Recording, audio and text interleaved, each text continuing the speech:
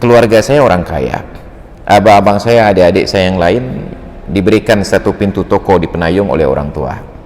Tapi karena saya memilih Islam, saya tidak diberikan fasilitas itu. Saya tidak pernah memperjualbelikan status mualaf untuk mendapatkan manfaat materi. Saya tetap bekerja di bengkel saya sendiri dan mendanai orang-orang lain. Maka saya sangat tersinggung ketika bapak tadi katakan seolah-olah kami masuk Islam ini karena berharap untung saja untuk dapat bantuan.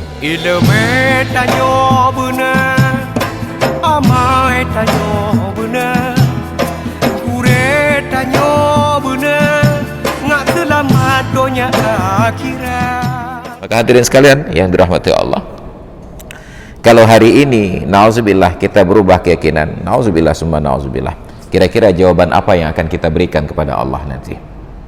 Maka ini menjadi PR bagi kita. Berikan alasan kepada Allah kenapa kita berbuat maksiat. Berikan alasan kepada Allah kenapa kita harus menjadi kafir, nauzubillah. Tapi sayangnya kemampuan kita untuk berorasi dan membolak-balik kata itu ditutup. Karena yang berbicara pada hari kiamat bukan lagi mulut dan lidah. Al-yawma nakhtimu ala afwahihim. Pada hari ini kami kunci mulut-mulut mereka. Wa tukallimuna aydihim. Yang berbicara adalah tangan-tangan mereka. Wa tashhadu arjuluhum. Yang jadi saksi adalah kaki mereka. Allah bahasakan demikian rupa, walaupun di akhirat tetap yang berbicara adalah lidah nanti. Kenapa? Untuk menutup logika dan keyakinan orang-orang yang pandai berbicara. Biasanya para pengacara tersebut hanya tengok di hadapan Allah Ta'ala kita bolak-balik kata saja. Allah tutup kemungkinan itu. Mulut kalian nanti dikunci. Yang bicara itu adalah tangan. Bisa jadi maknanya hakikat, bisa jadi maknanya majaz.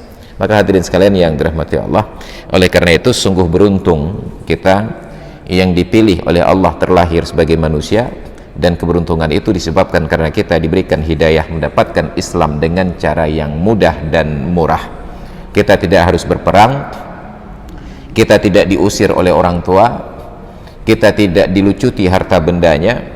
Ketika ada saudara-saudara kita yang terlahir dalam kemewahan kekafiran, saat mendapatkan hidayah Islam, mereka dimusuhi oleh keluarganya, mereka diancam dibunuh oleh keluarganya, dan mereka dilucuti semua fasilitas harta dan kekayaannya, dan mereka tetap konsisten untuk memilih Islam. Maka saya temui seorang wanita, ibu-ibu, sekitar tahun 2011 dulu, ketika masih ada kegiatan pendangkalan akidah, termasuk tokohnya dari kampung kita juga. Ibu ini ikut pengajian pembinaan mu'alaf, dan beliau paling semangat ikut pengajian. Kalau saya datang pengajian, beliau itu bawa kue dari berbagai jenis, dibawa, saking semangatnya beliau. Beliau ceritakan, Pak Ustadz, keluarga saya orang kaya, abang-abang saya, adik-adik saya yang lain diberikan satu pintu toko di Penayung oleh orang tua. Tapi karena saya memilih Islam, saya tidak diberikan fasilitas itu. Dan bagi saya, nggak masalah nggak diberikan toko, nggak masalah nggak diberikan harta. Yang penting keimanan saya ini tidak diusik. Bayangkan harga keimanan bagi beliau itu satu pintu toko di Penayung. Sebenarnya itu masih murah, tapi jauh lebih mahal daripada umat Islam yang menggadaikan Islamnya hanya karena sebungkus Indomie. Ini satu pintu toko. Bayangkan orang-orang Aceh yang murtad di luar Aceh sana, itu hanya karena fasilitas hidup saja, satu rumah, satu mobil, hanya dengan gaji setiap bulan. Nauzubillah. Setelah berselang beberapa lama, 2014 ada pembinaan mu'alaf lagi diadakan di Hotel Puduraya depan Terminal Batoh. Saya bertemu dengan kawan-kawan beliau dan saya tidak melihat kehadiran beliau. Saya tanya, kenapa ibu? Kemana ibu pulang?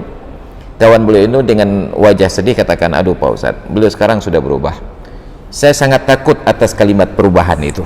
Saya tanya, berubah bagaimana? Beliau tidak ceria seperti dulu lagi yang Ustadz kenal. Saya tanya, kenapa? Nah, diceritakanlah, beliau itu Pak Ustadz, berselang beberapa waktu setelah pertemuan pengajian-pengajian kita, datang seorang pria Aceh menikahi beliau, tapi nikahnya itu di bawah tangan. Setelah beberapa waktu menikah, beliau ditinggalkan, tidak diceraikan, tidak dijelaskan statusnya, dan beliau akhirnya karena ketidakjelasan status, akhirnya berubah menjadi seorang pemurung, duduk di rumah dan tidak keluar-keluar lagi. Bayangkan, ada orang non-muslim mendapatkan hidayah masuk Islam, kita bukannya membantu dan memudahkan, malah mempersulit. Nauzubillah. Makanya tidak heran ketika ada kawan yang katakan, ini rahasia beliau katanya, beliau juga dari orang luar Aceh, kerabat-kerabat beliau banyak yang non muslim. Apa kata beliau? Saya temui kerabat-kerabat saya yang masuk Islam Pak Ustadz, yang tinggal di Aceh dan Aceh Besar. Apa katanya? Perlakuan umat Islam di Aceh terhadap komunitas mu'alaf itu buruk sekali. Jadi pemerintah Aceh Besar sediakan tanah dan lahan untuk orang-orang mu'alaf ini, dijantau, diberikan lahan untuk bertani, beternak dan lain sebagainya. Apa yang terjadi?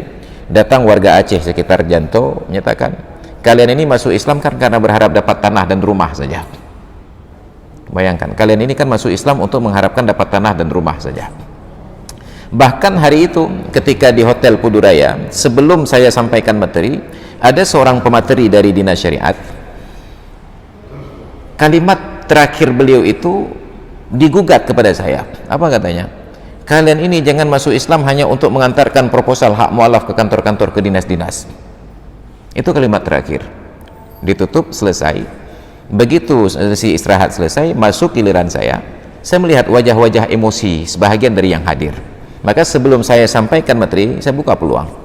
Silakan kepada bapak-bapak dan ibu-ibu, mungkin ada gugatan sebelum saya bicara. Benar, langsung direspon. Satu orang bapak-bapak keturunan Tionghoa berdiri. Pak Ustadz, wajahnya merah, menahan marah. Saya sudah lebih dari 20 tahun masuk Islam. Dan sejak 20 tahun yang lalu, tidak pernah ada satu surat pun yang saya antarkan ke dinas untuk mendapatkan bantuan atas nama mu'alaf. Saya tidak pernah memperjualbelikan status mu'alaf untuk mendapatkan manfaat materi. Saya tetap bekerja di bengkel saya sendiri dan mendanai orang-orang lain. Maka saya sangat tersinggung ketika bapak tadi katakan seolah-olah kami masuk Islam ini karena berharap untung saja untuk dapat bantuan. Panjang beliau bicara sampai 10 menit. Saya berikan hak untuk meluapkan emosi. Maka atas nama bapak itu kemudian saya minta maaf. Saya minta maaf Pak, ada sebahagian dari kami yang salah persepsi, atau ada di antara kami persepsinya benar tapi bahasa penyampaiannya yang keliru. Bayangkan, ini yang terjadi. Kita sangat buruk perlakuan terhadap orang-orang non muslim ini, yang orang-orang yang mu'alaf ini. Maka bagaimana kita berharap Islam ini akan jaya kalau akhlak kita buruk?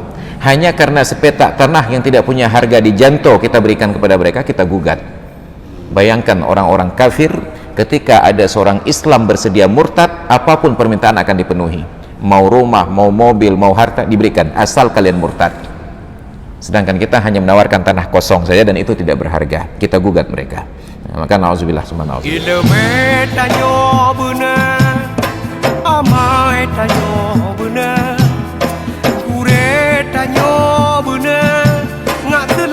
Dunia akhirat ile tanyo benar, amai tanyo benar, gure tanyo benar, ngak selamat dunia akhirat.